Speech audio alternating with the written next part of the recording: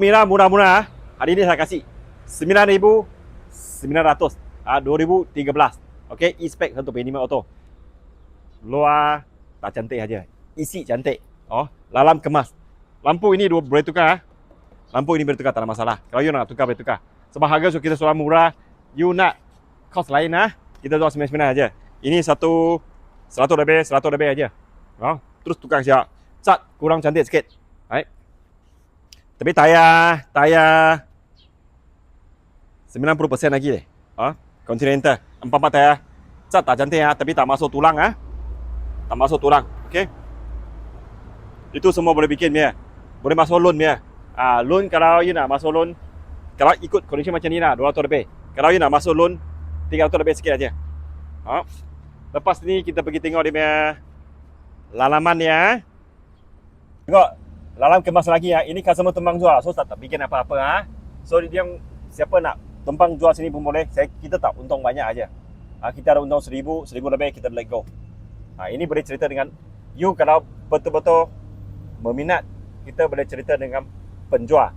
Kasih jadi ini kereta. So lalam kemas lagi Kita tengok barisan kedua.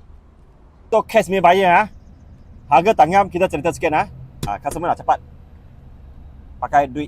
Okey. Dalam pun kemaskan kulit ini sudah sampu punya. Lepas ini kita pergi tengok enjin dia Enjin dia kemas lagi tak ada apa-apa hanya lampu ni original, boleh pecah. Lampu masih original, boleh pecah. Sini tak ada apa-apa major accident ni. Saya tengok tak ada major accident. Tak ada apa-apa. Ini semua original semua original lagi Okey. Lepas ini kita pergi tengok boot dia. Okey, boot dia bukan kasar main kereta lah, boleh tahan 9,000 lebih. Untuk buat kerja. Okey. Halaman dia okey lagi dah. Masih original Ini original macam ni Cat original lagi Ini tayar kotor sikit macam itu. Tayar dia baru lagi. Okey. Apa-apa nak beli case ke 99? Nak cerita sikit beli case, saya cerita. Nak buat loan pun boleh 200 lebih. Nak cashback pun boleh. Pinjam over sikit, you dapat 3-4 ribu, tak ada masalah.